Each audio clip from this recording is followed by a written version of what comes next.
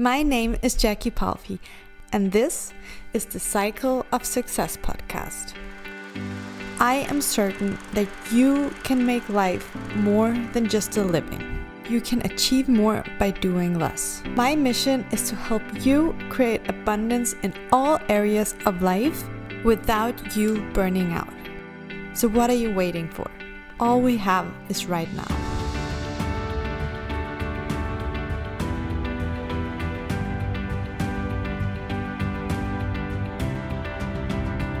Welcome back to the Cycle of Success podcast. I am so honored to introduce to you a very special guest today. Today we have with us Rebecca Whitman.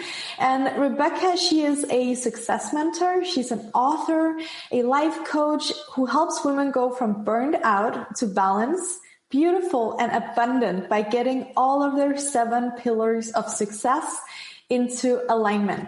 And I want to start talking about these 7 pillars because I'm so excited to talk with you about these. But before we jump right into that, I'll just turn the ball over to you and let you introduce yourself shortly so people can hear your voice and get to know you through you. Welcome, Rebecca. Yes, thank you, Jackie. I'm so excited to be here and to speak to someone in Denmark. This is so exciting for me. I'm in Los Angeles. So I am really passionate about empowering women to go from burned out to balance, beautiful, and abundant. I used to be really burned out. I thought that success came from hard work, and the harder you work, the more successful you are. But then I looked around, and even the people I saw that had financial success, they were unhappy for the most part. So now I changed my definition of success to how much joy are you feeling in life? How much happiness are you feeling? And success is now 7 areas of life, not just financial. It's having all 7 areas of life in alignment. And when they're all working together, you have a beautiful, full, successful life.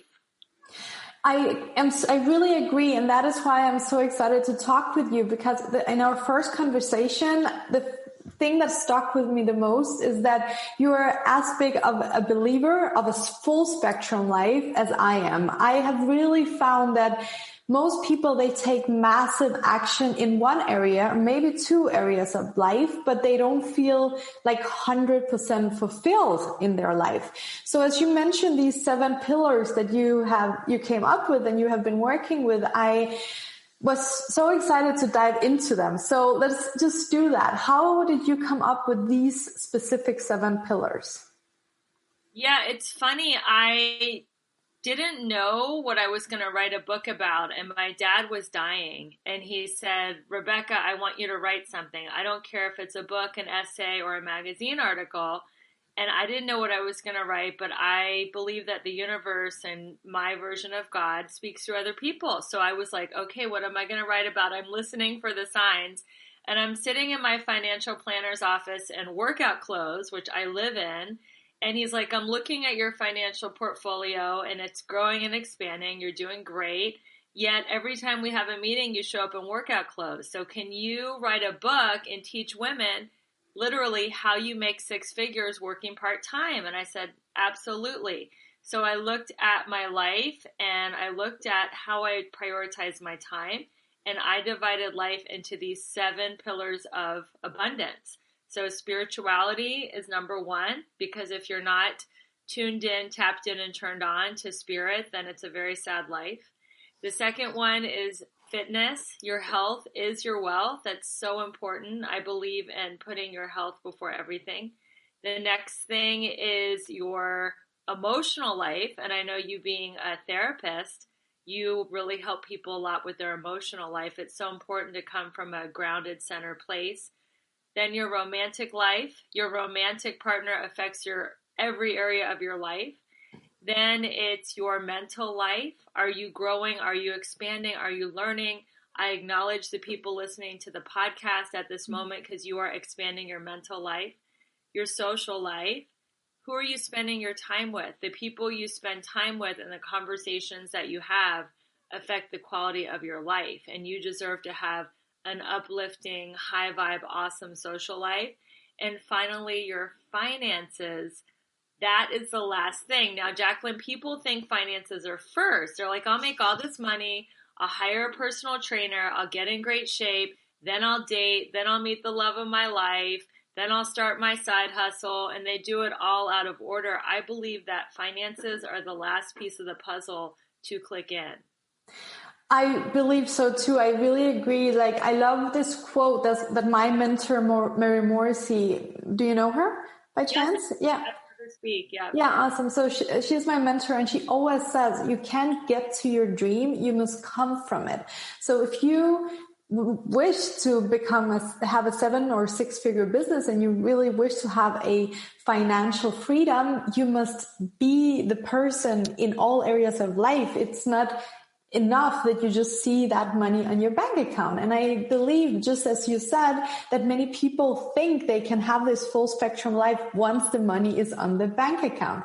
It's such a misunderstanding. So I would love to know how, because you started out saying that you were burned out and you probably worked a lot to earn money, and that's where you realized that that's not fulfilling. So how did you come from there to actually writing this book where you were doing great financially and in all the other areas of life as well?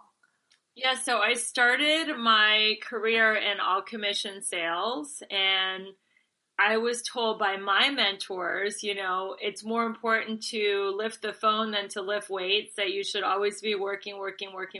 So my life got out of control. I started drinking. I gained 20 pounds. I couldn't have a healthy relationship because I was so focused on work, and I was just totally unhappy. So I just left that career. I moved to Los Angeles to pursue my childhood dream of becoming an actress.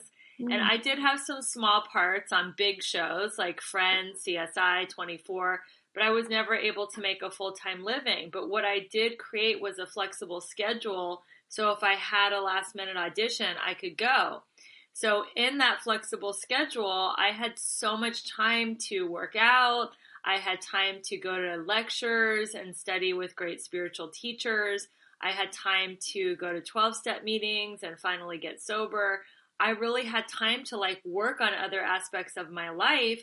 And then all of a sudden, I started making 6 figures in another type of all commission sales job. And I was like, this is crazy, because when I was just working to make 6 figures in sales, it wasn't there. And now I'm focusing on all these other aspects of my life, and the money's just flowing in with a lot more effortlessness. And that's when I realized that it's more important to have a balanced life than it is just to focus on one area all the time. I would love to talk a little bit about the word balance, because I also find that many people, I hear that often, that people are striving for balance, and in that sense they hope for equal percentage in each area of life. How would you describe the word balance? What do you mean with having a balanced life in all 7 pillars? I like the word balance, but another word to explain it is harmony. Because if you're listening to music, you're not listening to the drums and the horns and the cello at the same time. So I think people are intimidated by balance because they're like, oh my God, I have to work out, have my dream relationship, make all this money, read all these books. It's not all at the same time. It's having your finger on the pulse of each area, so you know what is in alignment. So I know in all 7 areas of my life what I'm really more focused on and what I'm putting a little bit on the back burner, but at least I'm aware of it.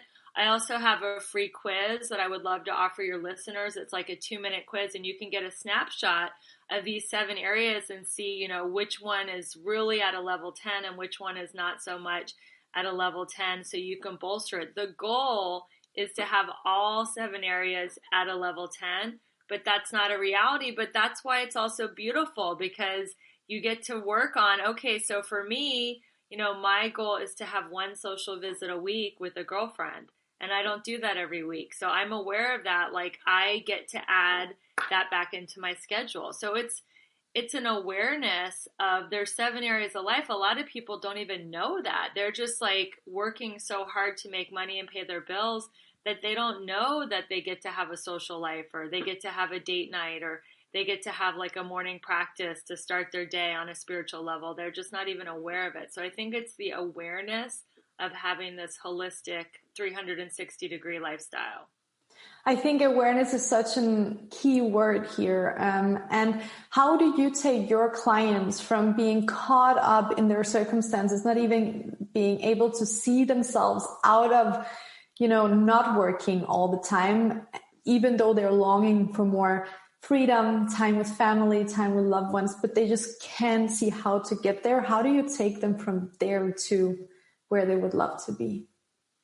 Yeah, I start off with having them do a morning practice, even if they can just do 5 minutes of writing a gratitude list or meditating or doing some simple yoga stretches. Ideally, it would be, 30 minutes, but I start people off at 5 minutes if they're really workaholics. And then the second thing is to decide how many times a week you want to exercise, and then to schedule your life around your workouts. So if you can do 3 days a week, if you can do 5 days a week, that's even better. You don't need to exercise every day.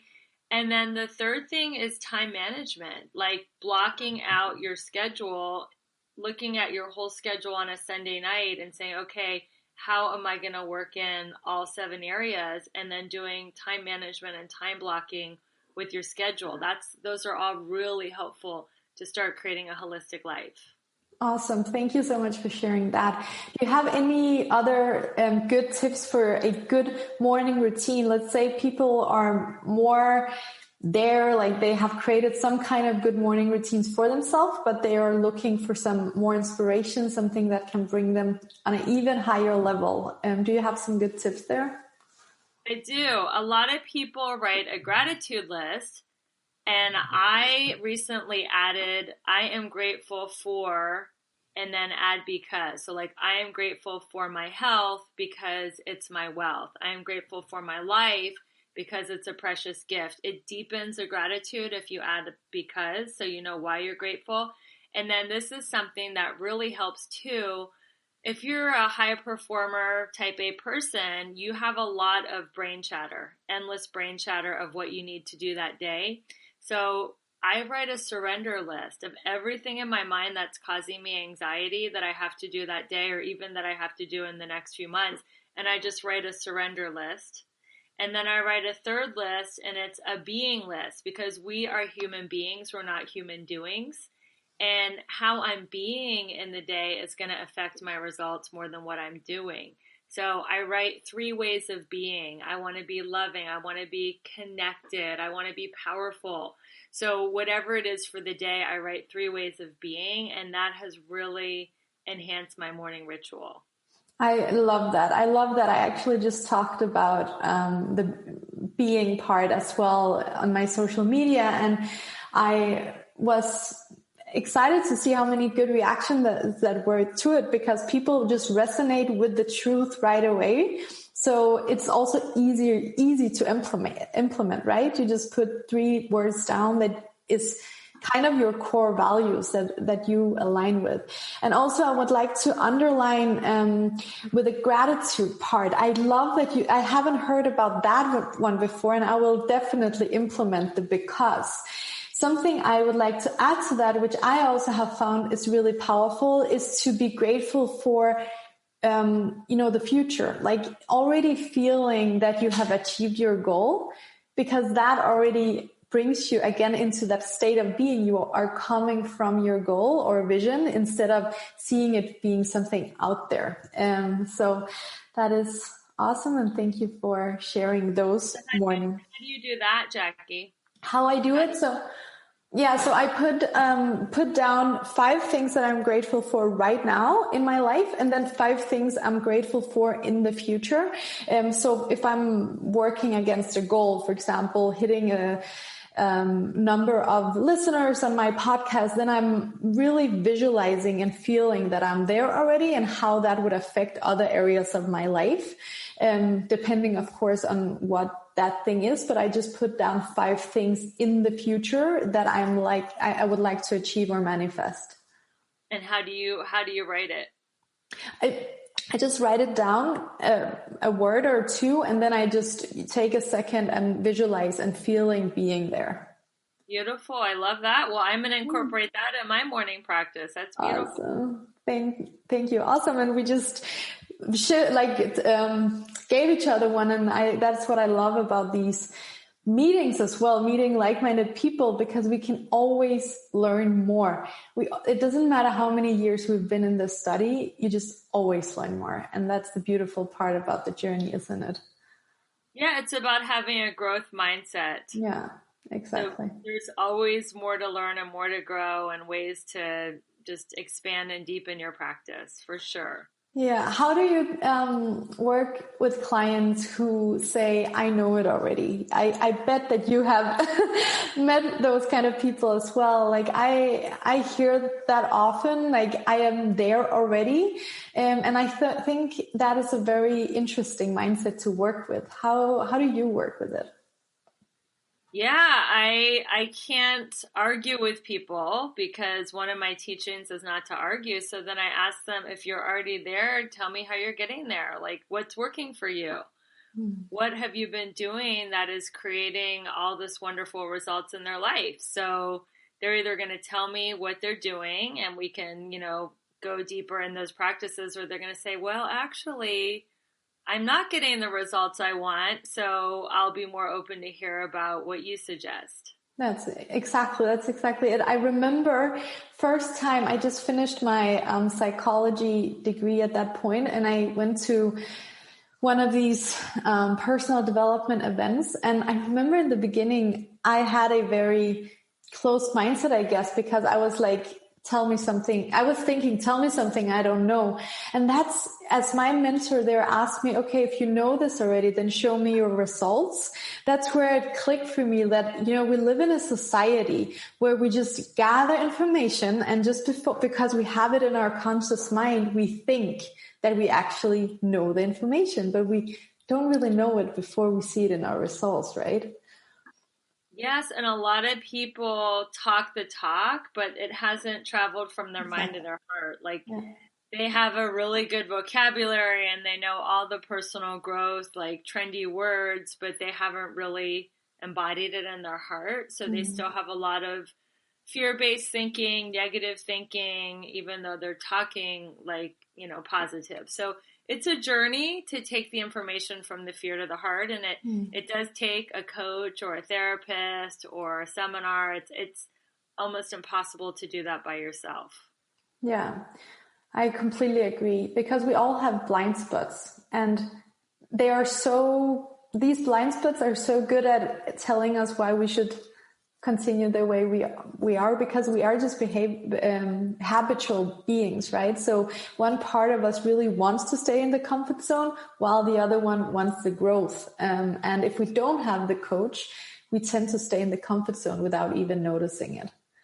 And growth is scary, like being out of the comfort zone and risking failure and rejection and not understanding is scary. So having a coach to walk us through it and to cheer us on and to say, you know what, you're out of your comfort zone, but it's okay. I'm going to give you tools and help you, and I'm going to walk through it with you, and it's going to be fine. That's why it's so important to have a coach or a mentor, because it is scary to be out of your comfort zone, but that's where all the magic happens. That's where your finances up level and your love life up levels and your health and everything. Everything you want is just outside of your comfort zone. Exactly. I love the quote from Joseph Campbell, the cage you fear to enter holds the treasure that you seek. You know the quote? That is beautiful. I love that. Thank you for sharing that. That's a good one. Awesome. Okay, so I would like to hear, I saw in your bio that you actually incorporate the 12-step recovery process into your coachings. How is this? Tell me a little bit more about that. Yeah, so the 12 steps are all about uncovering the past, discovering like your patterns, and then letting it go. So a lot of people have patterns in their life. It could be in their finances, their love life, how they talk to themselves, their own inner dialogue. So it's important to discover these patterns that are no longer serving you so that you can let them go and be open to a new way of thinking and a new way of being. So I think that is a really valuable thing that I got out of the 12 steps is like really doing an inventory of your life, your patterns, your thinking, and then letting go of the things that do not serve your highest good. I love that. And that really also shows how much in integrity you are, because you've gone through it yourself and on your own body, and taking what worked for you and sharing that with the world is what, after my belief, makes a good coach. Really talking from experience. I have had a lot of experience, and there's been a lot of letting go, a lot of transformation. I've gone through the 12 steps, I don't know, probably 10 times, and I've worked them on different areas of my life. It could be a relationship, or it could be like family history. It could be on any habit that I want to let go of. And I get results every time I work through them. That's awesome. And also you're working a lot with metaphysics. How do you incorporate that in your work? Well, metaphysics is all about your vibration. Your thoughts in your head are where your vibrations start. So how you talk to yourself, what words are you using? So I really believe in removing the words that beat yourself up. As a recovering perfectionist, that was woulda, coulda, and shoulda. I take words out of my vocabulary, how I talk to myself. The second thing are the words that you say.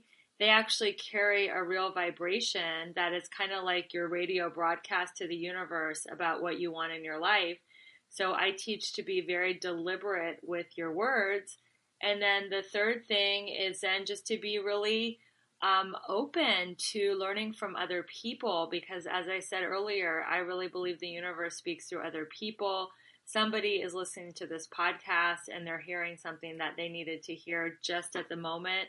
That's just how the universe works. So those are different ways that I've been able to use metaphysics. But it's funny because I live in LA, and I think people in America are crazy about their diet. I don't know if it's the same way in Europe, but people are like, they're keto, they're paleo, they're gluten-free, they're this, they're that. And they're so like, they count macros, like how many sugar grams, how many protein grams, how many fat grams, like they count them every single day. So they're so deliberate about what they put into their body, but yet they spew so much negativity, and they talk terribly to themselves and about other people and about the world. And then they wonder, why their life is a mess. So I encourage people, have so much the same deliberation about what comes out of your mouth and what the food that you put into your mouth.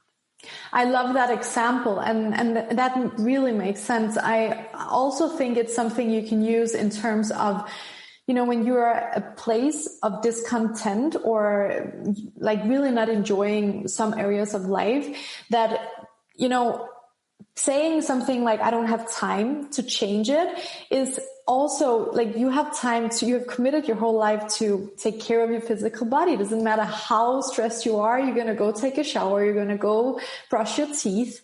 But what about the mind? What about the inner part that actually creates your results? And I love this example that you also said, because it just makes so much sense in a world where we are so focused on, many people are so focused on the physical and materialistic things, right? I really think it needs a huge shift on a globally plan for many people. Absolutely. And I'm a huge believer in affirmation. So if you have a negative thought pattern, like I'm not good enough, that's a really common one for women, is I'm not good enough.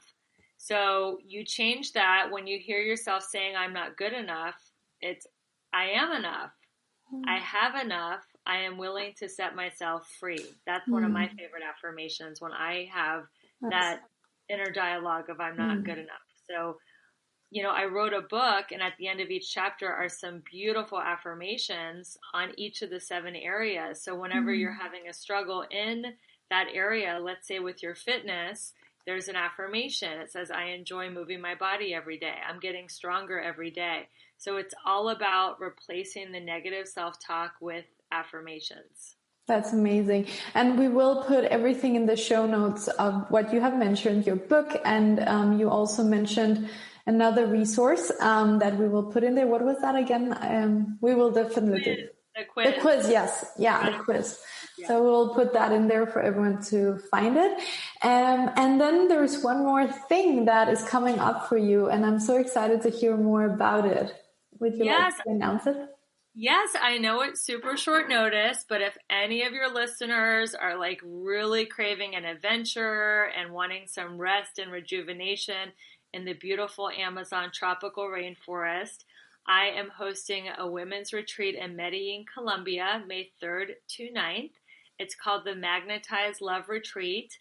So if you're looking to manifest the love of your life, or if you're in a relationship and want to just have a deeper relationship with your beloved, or even a deeper self-love, then I would love to have you on this retreat. And because you're listening to this show and you're associated with my new friend Jackie, you are going to get $500 off the retreat. So if you're interested, definitely, it's on my website, the information about the retreat, and let me know. If you just want to get on the phone and chat about it and ask some questions, I'm more than happy to talk to any of your listeners about it. That's awesome. Thank you so much for sharing that. And I'm sure it just sparked something in somebody listening. And if that is you, I really encourage you to make a quick decision and just jump on the call with Rebecca. You won't regret it, even though if you just need to answer some questions. Just get to know Rebecca. I'm sure you will feel good about yourself after that. Awesome. So I have a last question, Rebecca, that I always end every podcast episode with. So I'd like you to imagine for a second that anything you've ever created, any book you've ever written, or anything you've ever recorded, anything that, has your name on it, was destroyed in a fire. It is gone. And then I would give you a piece of paper and a pen, and I'd ask you to put down 3 things that you'd like to leave the world with the day you're not here anymore. What would you put on that paper? That's so beautiful. The first thing would be find the fun in each day. Find something that brings you joy. So I would say find joy in the day. Number 2 would be, oh my God, this is such a good question. Instead of worrying about your whole future, just take the next indicated step. Don't worry about the whole future. Just do the next step. And the third thing would be to go where the love is, where the people are loving, where it feels good. Don't force unloving people to be loving. Just go where the love is. So those would be 3 things that I would leave people with. Those are beautiful. Thank you so much for sharing them. Thank you for all the gifts that you have shared today with the listeners. And I really want to thank you for working with people the way you do, because I really truly believe that focusing on a full spectrum life is also what makes the world heal, because it just makes more people come alive, and that is really what the world needs. So thank you for the work you do, and I'm so excited to let everyone hear about this and share this episode. Awesome. Well, thank you so much for having me on your show, and I'm so excited to connect with new people, and I definitely will stay in touch with you and your listeners. And we're just creating a community of like-minded people that want to share light and love and have a holistic life and just see the beauty in life. It's such a beautiful gift, and there's no need to spend our life working in a way. We don't have to retire to enjoy life when we're 65. We get to enjoy life today. And I'm very excited to share this message with your listeners. Thank you so much, Rebecca.